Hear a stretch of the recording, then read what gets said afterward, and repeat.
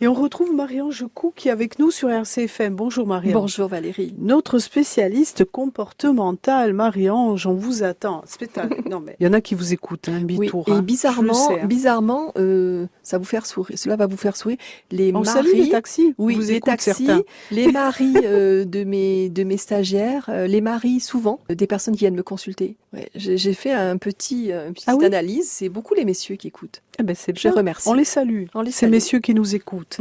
Parce que finalement, si vous lichtez, si, Tout à voilà, fait. avec Nous sommes quelques complémentaires. On est un petit peu différents. Mais bon. Alors, Marie-Ange, on mérite donc le meilleur et non pas des histoires casse-gueule, comme on Oui, dit. à répétition. On doit s'accorder le meilleur. Qu'est-ce qu'on doit faire finalement pour obtenir ça? Alors, comme je disais hier, nous méritons les relations à 5 étoiles. Alors, identifiez 3-5 choses que vous appréciez le plus dans la relation, ou ce que vous voulez. Pour certaines personnes, c'est le rire, le soutien affectif, la magagne, les voyages. Pour d'autres, c'est l'intellect qui est une priorité, la fiabilité. Voilà. Simplement, connaître ses besoins. Si on se connaît, on sait exactement ce que l'on va attirer. On note si la personne correspond, enfin on note, on voit de toute façon Oui. si la personne correspond à nos besoins, si elle correspond aussi à nos valeurs. Oui, alors imaginez, vous êtes en pleine reconstruction, après le cas précis la dernière fois de la trahison, si la personne partage toutes vos valeurs, et qui correspond parfaitement à vos besoins, mis à part cette trahison qui était, allez, on va dire une petite faute, posez-vous la question, se pourrait-il que vous puissiez lui donner une seconde chance, puisque cette personne elle correspond à tout ce que vous aimez? Oui, c'est ça, c'est la question qu'il faut se poser. Et si la personne, elle partage pas nos valeurs, on peut lui donner une seconde chance, Marie-Ange? Alors avant, il faut se poser la question. Si je savais d'avance à 100% que l'autre ne changera pas, est-ce que je continuerai cette relation? C'est Donc ça, là, c'est la fameuse question. Il faut répondre soi-même. Si je savais d'avance que l'autre ne changera pas, est-ce que je continuerai cette relation? Et souvent, la réponse que vous avez, Eh c'est bien, c'est non. La plupart du oui. temps. Si cette personne ne partage pas vos valeurs, mais simplement dans l'ensemble une personne bien, eh bien, cette trahison pourrait signifier qu'il est temps de passer à autre chose, tout simplement. Sans dégâts, sans se disputer, c'est la fin d'une histoire pour ouvrir la porte à autre chose. On doit réexaminer la trahison et voir ce qu'il en est réellement, quoi. Oui, alors, en effet... Est-ce que c'est vraiment une trahison? Pas souvent, ce sont des fautes, Oui. des fautes de parcours. Alors, parfois une erreur fait mal parce qu'elle nous rappelle une précédente blessure. Une trahison, elle peut être un accident, elle peut être née d'une intention malveillante. Examiner la trahison, elles sont toutes différentes. Alors, est-ce que les erreurs accidentelles et irréfléchies, elles peuvent mériter le pardon, Marie-Ange? Oui, si on Il y en a se des accidents. on se dit c'est accidentel, c'est un dérapage. Tenez compte des circonstances. Peut-être que le compagnon, la compagne traverse une période éprouvante. Le contexte? Voilà, que dit votre ressenti? Voilà, simplement, que dit votre ressenti? Eh bien, on va connaître la suite de cette histoire demain, Marie-Ange Cou, qui... À demain, Valérie, à demain.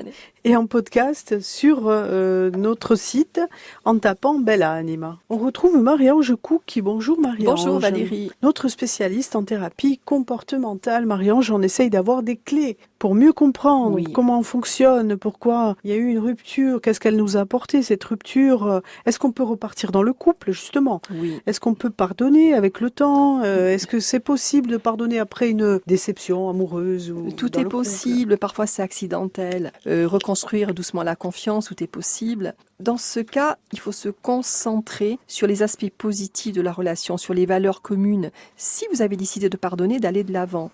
Et l'une des meilleures façons de se débarrasser du ressentiment, de la colère et de la méfiance, et de vous rappeler aussi toutes les choses merveilleuses que cette personne apporte à votre existence. Il y a plein de raisons. C'est pour cette raison que vous êtes resté dans cette relation. Pensez-y. Donc il faut savoir aussi se mettre à la place de l'autre. C'est un peu difficile à faire, mais ça peut aider, Marie-Ange, vous me dites, à sauver la relation? Oui, si c'est ce que vous désirez de part et d'autre, essayez de comprendre comment se sent cette personne à l'instant. Ne prenez aucune décision rapide, ni par pitié, ni par colère, ni par rancœur. Abordez ensemble l'incident, soyez clair sur les sentiments, donnez également à la personne la chance de s'exprimer. Mais en même temps, attention, évitez de demander des détails spécifiques sur l'accident. Ça peut rendre la douleur encore plus forte. C'est pas la peine d'aller chercher, pinailler. Cela peut rendre le processus de guérison encore plus difficile et plus dur. On ne doit pas espérer de régler le problème avec une seule discussion, Marie-Ange. Non. Parce qu'il y a le pardon dans cette histoire de rupture ou de trahison. Le pardon, la guérison, elle va prendre du temps. Oui. Si on pardonne. Oui, alors discuter, regarder comment vous avez interprété l'événement, puisque vous avez été blessé, éviter les accusations, donner la possibilité à la personne de s'expliquer, établissez les attentes communes de l'un et de l'autre. Cela permettra de clarifier la cause aussi du problème et d'éviter de nouveaux désaccords. N'espérez pas régler l'incident à une seule discussion. Le processus de guérison va prendre du temps. Et si un des deux n'est pas prêt, ce pourrait être un signe que la relation n'est pas aussi importante, ni pour elle, ni pour vous. Faites-vous aider, et face à une tierce personne, c'est différent. C'est peut-être le moment de réparer ou le moment de se séparer. D'accord, il faut tout mettre à plat. Oui, tout mettre à plat, parce que sachez que plutôt que de faire face à leurs propres problèmes, souvent les gens projettent sur le partenaire leurs propres problèmes. Et si l'incident est né, faites-vous aider afin de comprendre et peut-être pardonner, parce que les comportements blessants sont des attaques personnelles. Évitez les comportements blessants. Après, bien sûr, si votre partenaire flirte avec d'autres personnes pour se sentir désirable, demandez-vous, est-ce que je peux accepter de continuer dans ce style de relation? Chaque cas est particulier. Oui, Kadiava Il faut être Kouchi. honnête, exactement. Vous avez peur que la relation, donc, elle fonctionne pas. On veut quand même essayer. Marie-Ange, est-ce que c'est pas mieux de jeter l'éponge alors là? Alors, Valérie, chaque cas est particulier, mais si vous décidez de laisser une seconde chance, croyez que cela marchait pas parce que vous le voulez, mais parce que l'autre personne vous en a prouvé son désir. Et dans ce cas, ne vivez pas constamment dans la peur que la trahison se renouvelle, sinon c'est pas la peine. Essayez autant que possible de revenir peu à peu à la normale, même si ça va prendre du temps. Et si vous vous surprenez à vivre constamment dans l'ombre de la trahison, c'est le signe qu'il est temps de mettre fin à cette relation, à la fois pour votre bien et celui de la personne. Les deux. Les deux. Donc on doit reconnaître qu'on peut tous faire des erreurs. Oui, on reconnaît que nous faisons tous des erreurs, et à nous de penser à l'époque où on nous a pardonné. Et le pardon vous a probablement été donné, et c'est l'occasion d'être une personne plus responsable. Est-ce que pardonner à la personne vous permet de transmettre ce cadeau à quelqu'un d'autre? C'est des questions. Transmission. Transmission. Pourquoi pas? C'est vrai, c'est pas mal ça. Ça peut aider. Merci à vous, Marie-Ange. À demain, Valérie. À demain dans notre chronique de Belle Anima qu'on retrouve aussi en podcast. Et on retrouve Marie-Ange Cook sur RCFM. Bonjour Marie-Ange. Bonjour Valérie. Notre spécialiste en thérapie comportementale, Marie-Ange. Alors, on parle, on pardonne pas, il y a eu dans le couple, en amitié, certains trouvent des issues de secours avant même la séparation d'ailleurs. Oui, alors, dans les parcours, il y a parfois des conflits apparemment insolubles, certains dialogues restent dans l'impasse, et recourir à un thérapeute de couple ou à un médiateur familial peut aider les futurs ex à limiter les dégâts dans le cas de rupture et de faciliter la séparation. En cas de divorce, pour couper court au conflit qui s'éternise, certains juges peuvent ordonner une médiation familiale. Certains se séparent, Marie-Ange, pour mieux se reconstruire ensuite. Ça existe aussi, pour se reconquérir aussi. Le but avant est de faire le point. S'agit-il de réparer la relation pour repartir ensemble ou d'accepter que l'autre va partir? Le principal, c'est d'avoir en commun la volonté d'avancer en évitant la violence et l'indifférence. Alors, certains réussissent, après une séparation provisoire, de se voir que chez le thérapeute de couple. Et au bout de quelques mois, ils décident de se séparer pour ensuite tenter de se reconquérir. Et quelle que soit l'issue, elle permet au couple de retrouver une certaine sérénité, de se retrouver ou ensuite de se séparer en paix. Vous voyez le cheminement? C'est ou l'un ou l'autre. Mais ça permet de mieux se connaître. Ça permet d'éviter toutes ces rancœurs. Oui, parce ça permet d'équilibrer la famille. Oui. Voilà. Et ça permet soit de se séparer en paix, soit de laisser l'espace pour se reconquérir. Et ça arrive aussi, je vous assure. Oui, et puis ça permet aussi de rebondir, quelle que soit la situation. Bien sûr. Certains donc sont enfermés dans une espèce de cercle. Marie-Ange, on le sait, on est en Méditerranée. Oui. Et après, ça part en vrille, où on peut plus s'exprimer, on n'en voit que des reproches. Et oui. Et dans ce cas, c'est le dialogue bourreau-victime. Alors, dans laquelle l'autre est considéré comme seul responsable de tous les maux. Et rappelez-vous, c'est à égalité. Nous ne sommes pas responsables du mal-être de l'autre. Il n'y a pas de victime, il n'y a pas de bourreau. Il faut se déculpabiliser. Tout à fait. Alors ça débute comment cette thérapie dans ce cas-là? Parce que ça, c'est des cas un peu précis. Un peu chauds là. Quand Alors, même. cela commence par un dialogue avec l'un des deux partenaires en présence de l'autre. Le couple arrive, donc l'un parle, chacun a son temps de parole, sans interrompre l'autre. Chacun exprime ses émotions, ses désirs, ses regrets, et ce qui permet à l'autre de redécouvrir des zones d'intimité qui ne percevaient plus chez l'autre, c'est-à-dire que je laisse l'homme parler le premier ou la femme, personne va interrompre l'autre, et parfois on comprend déjà plein de choses. L'effet, il est immédiat ? Alors, pas toujours. Cela va déclencher bien sûr avant une grande colère, souvent une grande tristesse, puis une baisse de tension, se fait sentir, et là on voit qu'on peut rétablir la communication. Et peu à peu, chacun fait défiler les histoires, comment ils se sont rencontrés, quelles étaient leurs attentes, s'il y a des enfants, comment leur couple parental s'est-il construit par rapport au couple conjugal. On commence à comprendre. Vous avez des exemples ? Alors oui, le but, comment vous expliquer ? Le but avant, c'est de travailler au début sur les représentations qu'a ce couple. Quel est le pacte inconscient qui a scellé le couple à l'origine ? Exemple, une femme très maternelle choisit un homme qui a besoin d'être materné. Si un jour, on prend un cas, si un jour elle perd son père, elle risque de ne pas trouver le réconfort attendu et c'est la crise. Et c'est ce type de conflit intérieur qui suscite en partie, bien sûr, le conflit dans le couple. C'est ça. Par exemple. Il faut dénouer les fils. Oui, comme une pelote de laine.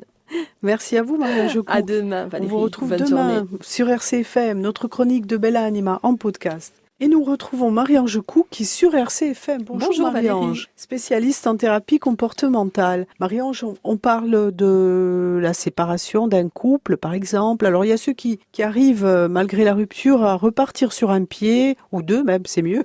Et pas cloche-pied. Pas cloche-pied. Donc est-ce qu'on pardonne, est-ce qu'on pardonne pas Est-ce que c'est la solution de se séparer sans tout gâcher, sans se perdre ?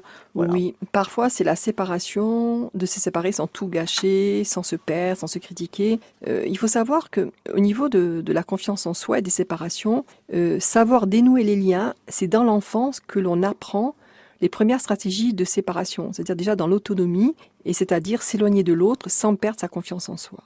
Celui qui annonce la séparation, il a déjà entrepris le deuil de la relation ? Oui, car intérieurement, il est déjà parti, et le cheminement idéal, bien sûr, serait que chacun des partenaires ait déjà travaillé intérieurement à une certaine fin de cette histoire, avant même que la rupture concrète soit annoncée.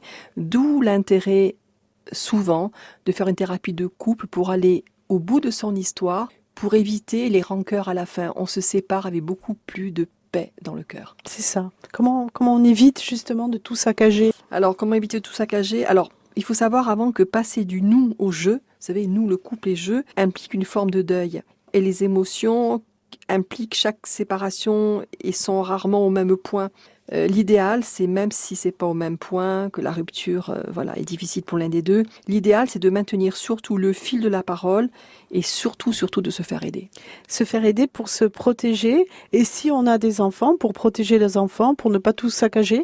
Oui, être accompagné comme durant une traversée qui peut mener à l'acceptation, voire ensuite au détachement. Et comme dit le pédopsychiatre Marcel Ruffo, la séparation fait toujours souffrir, mais en même temps, elle fait grandir. Et je pense qu'elle peut être l'occasion de sortir le meilleur de soi, Valérie. C'est pas mal. Vous avez un conseil à nous donner ou à ceux qui sont en train de se séparer, Marie-Ange, quel est ce conseil ? Alors, une suggestion. Alors, je tiens à rappeler à tout le monde que nous sommes d'abord des êtres de langage et que celui-ci, le langage, est le seul fil qui nous reste parfois pour tisser du sens.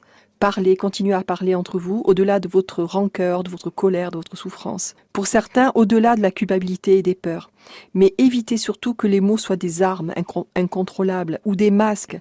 Alors, dans ce cas, si vraiment ce sont des armes, prenez le temps d'une pause, arrêtez de parler, mais ne coupez pas la communication. Ça peut se faire par texto, par exemple, le temps d'eux. Et ensuite, vous pouvez recommencer à parler quand vous pourrez recommencer à parler. Pour cela, j'invite les personnes à lire « Le couple brisé de la rupture à la reconstruction ». Donc, je relis le titre « Le couple brisé de la rupture à la reconstruction ». C'est de Christophe Faure, Albin Michel, car le tumulte des émotions peut aboutir à la paix. C'est joli. Au-delà de la rupture, certains disent malgré tout, malgré la rupture, j'ai pardonné et j'aime la vie que j'ai eue. Oui, et dans la vie, il faut tout prendre à bras le corps et se dire « Je ne regrette rien ». On en revient. Non, rien de rien, je ne regrette rien. Marie-Ange, nous on regrette pas de vous avoir à RCFM avec nous. Merci Valérie. Pour notre chronique de Bella Anima, qu'on peut réécouter en podcast si on veut une petite piqûre de rappel. Allez. Depuis janvier 2019. Voilà. Dans du Mikagabidou, tac, hop, Tout à fait. une petite relecture radiophonique. À demain sur RCFM. Valérie. Voilà. Et on retrouve Marie-Ange Cou qui... Bonjour Valérie. Bonjour Marie-Ange, comment allez-vous? Très bien. Très bien. Bon, notre spécialiste en thérapie comportementale dans notre chronique de Bella Anima. Marie-Ange, certains disent haut et fort, voilà, on parle de la séparation en ce moment, oui. On a réussi notre divorce. Et certains font même la fête. Certains font la fête pour le divorce. Alors imaginez... les deux personnes, elles se sont séparées, sans rompre le dialogue, sans sombrer dans une guerre, ni pour l'argent, ni pour les enfants. C'est bien ça. C'est quoi en fait le secret de la Alors, paix? Ensuite, de leur paix. De leur paix. Ensuite, c'est le respect mutuel avant toute chose, l'estime, le respect mutuel. Et quand l'amour ne rime plus avec toujours, l'idéal est de se séparer. Car regardez autour de vous, certains se disputent sans cesse sur des choses futiles. Et un jour, ces personnes ne supportent plus d'être mariées, ils ont besoin d'air. Sans pour cela avoir trompé ou trompé. C'est peut-être le moment parfois de se séparer dans la paix.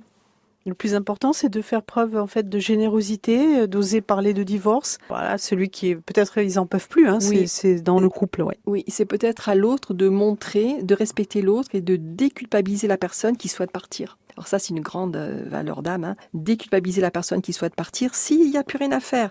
On ne peut pas garder l'autre par force. On voit que l'autre souhaite que tout se passe au mieux. On peut retrouver après la tendresse, la complicité avec les enfants. Et sachez que les enfants de ce couple garderont une bonne image parentale. C'est classe, plus ça. Tard. Faut y arriver, mais c'est classe. Séparation avec un énorme soulagement aussi pour les deux. Oui, parfois c'est un grand oui, un énorme soulagement pour les deux, car on arrête de croire que l'autre est le responsable de tous nos maux. C'est ça l'astuce. C'est vrai. Merci à vous, Marie-Ange Kouki. On se retrouve demain à la même heure sur RCFM pour notre chronique de Bella Anima. À demain.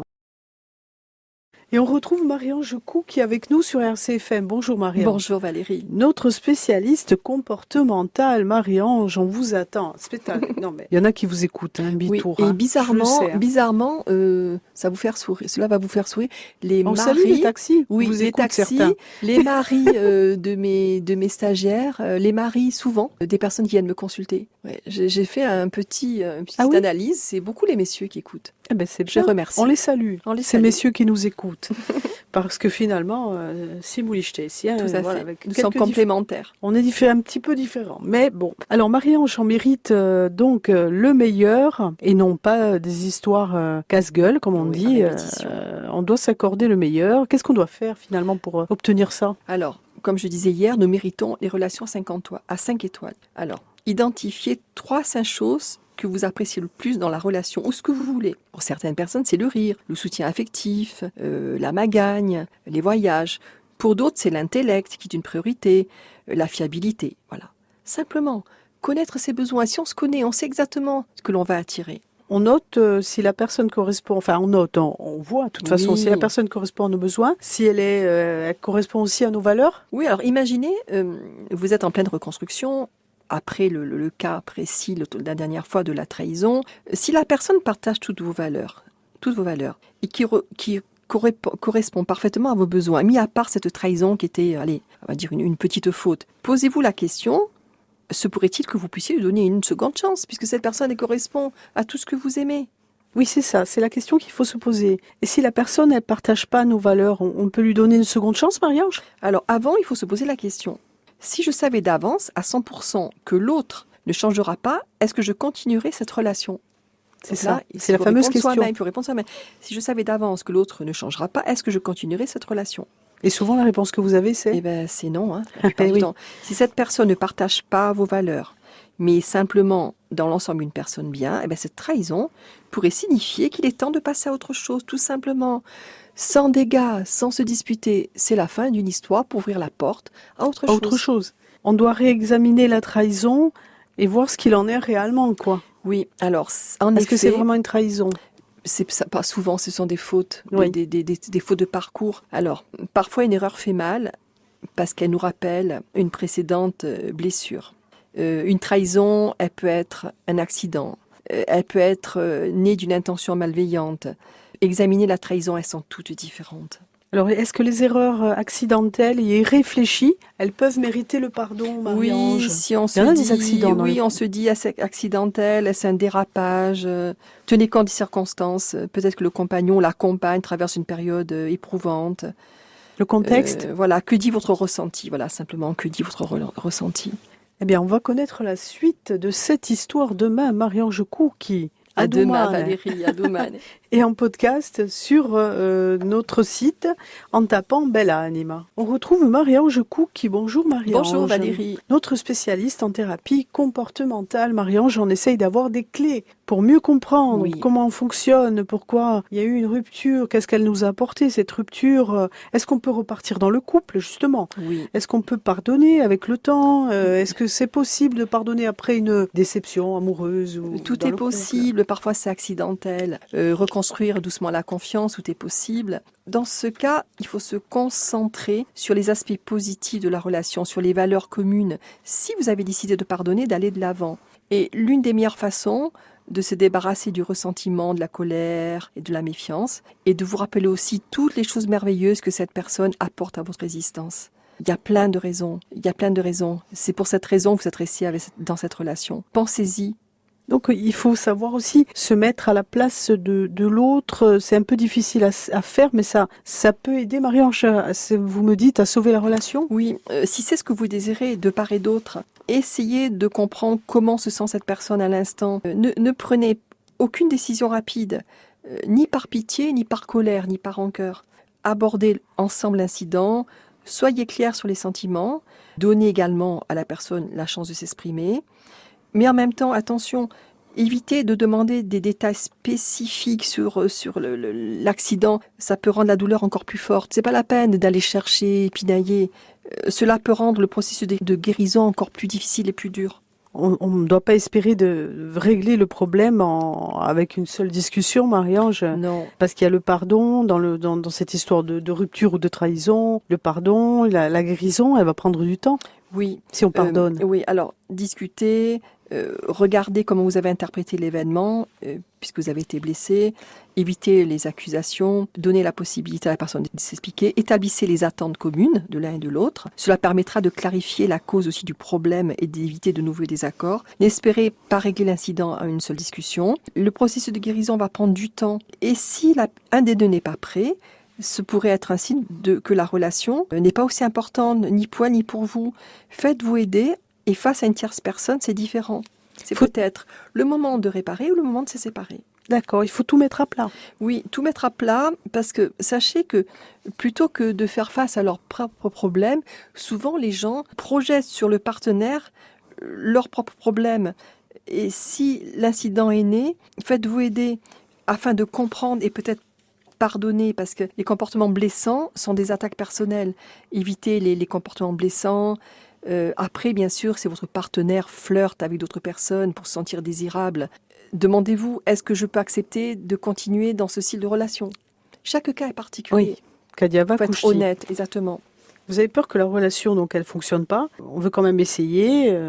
Marie-Ange, est-ce que c'est pas mieux de jeter l'éponge alors là?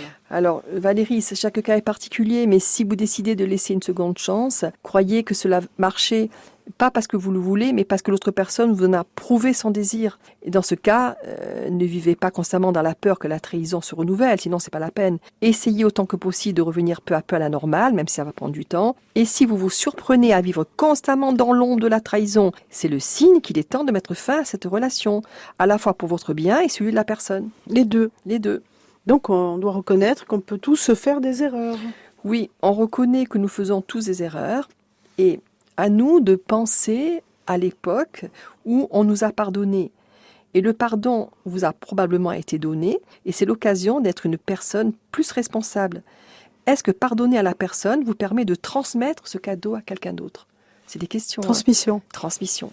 Pourquoi pas? C'est vrai, c'est pas mal ça. Ça peut aider. Merci à vous, Marie-Ange. À demain, Valérie. À demain, dans notre chronique de Bella Anima qu'on retrouve aussi en podcast. Et on retrouve Marie-Ange Kouki sur RCFM. Bonjour Marie-Ange. Bonjour Valérie. Notre spécialiste en thérapie comportementale, Marie-Ange. Alors, on parle, on pardonne pas, il y a eu dans le couple, en amitié, certains trouvent des issues de secours avant même la séparation d'ailleurs. Oui, alors, dans les parcours, il y a parfois des conflits apparemment insolubles, certains dialogues restent dans l'impasse, et recourir à un thérapeute de couple ou à un médiateur familial peut aider les futurs ex à limiter les dégâts dans le cas de rupture et de faciliter la séparation.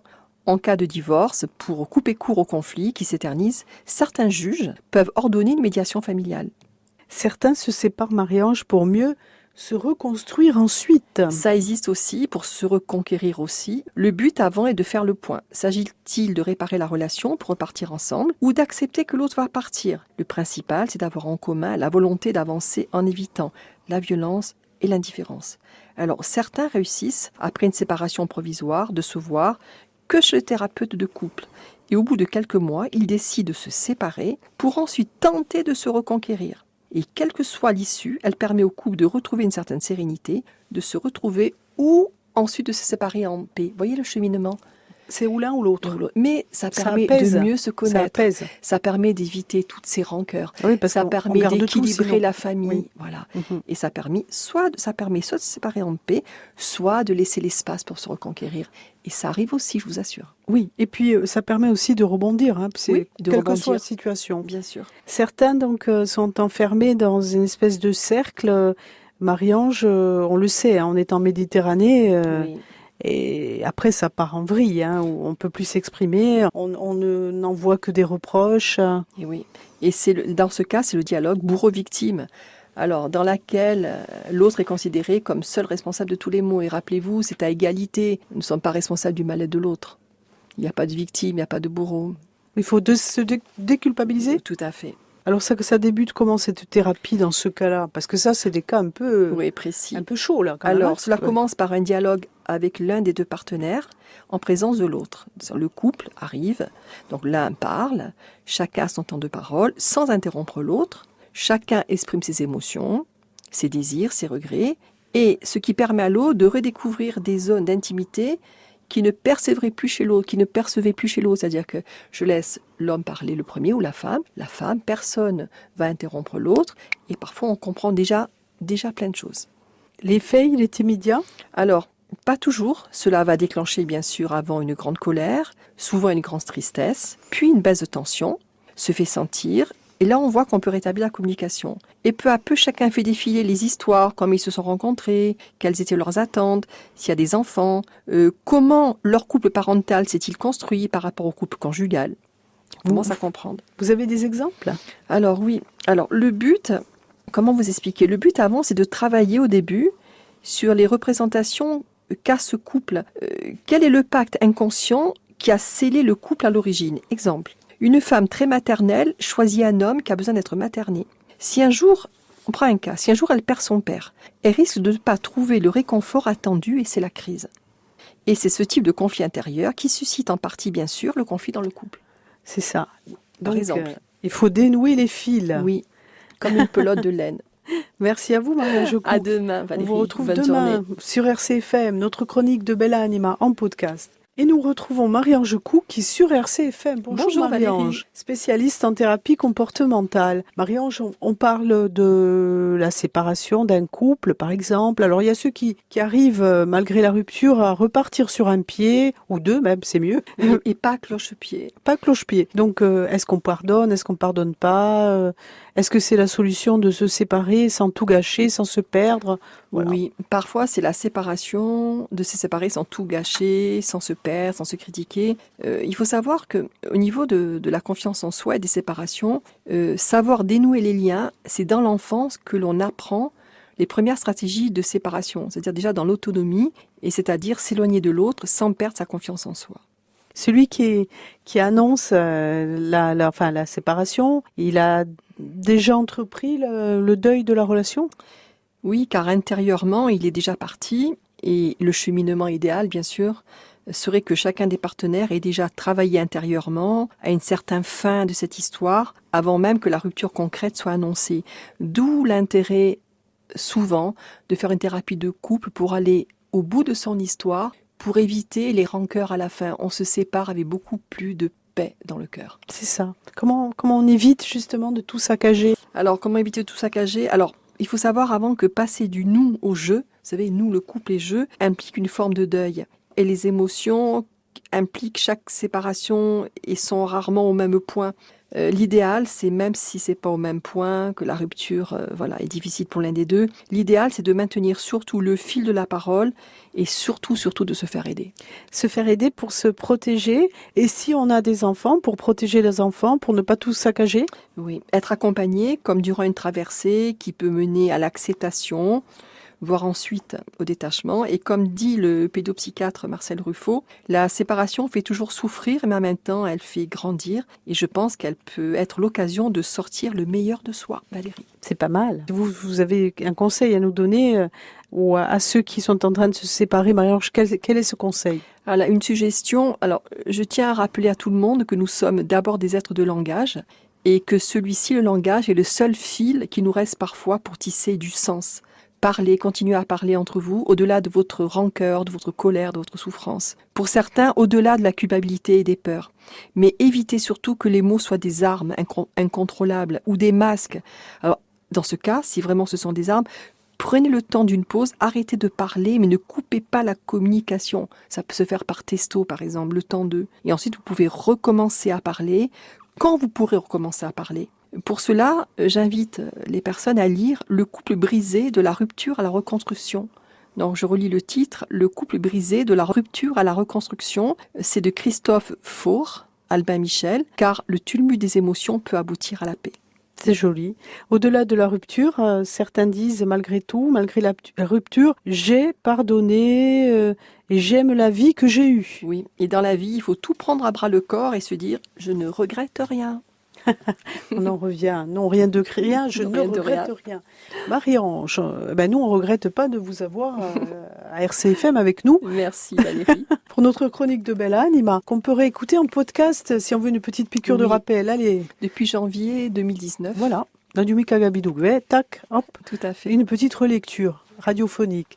À demain sur RCFM. Valérie. Voilà. Et on retrouve Marie-Ange Couy.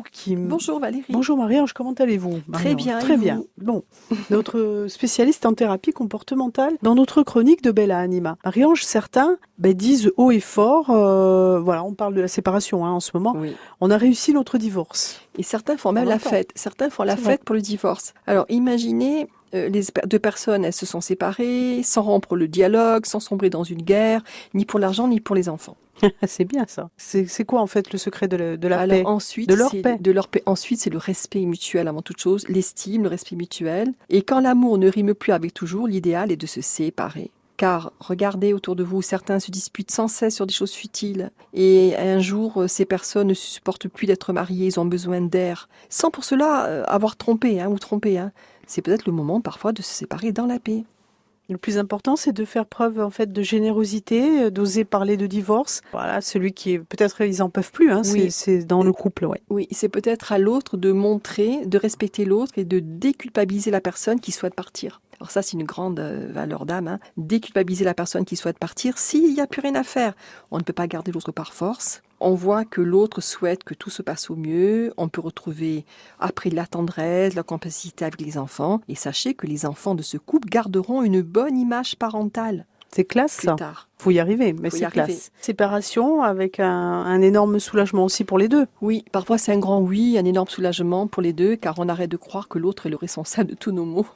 C'est ça l'astuce. C'est vrai. Merci à vous, Marie-Ange Couy. On se retrouve demain à la même heure sur RCFM pour notre chronique de Bella Anima. À demain.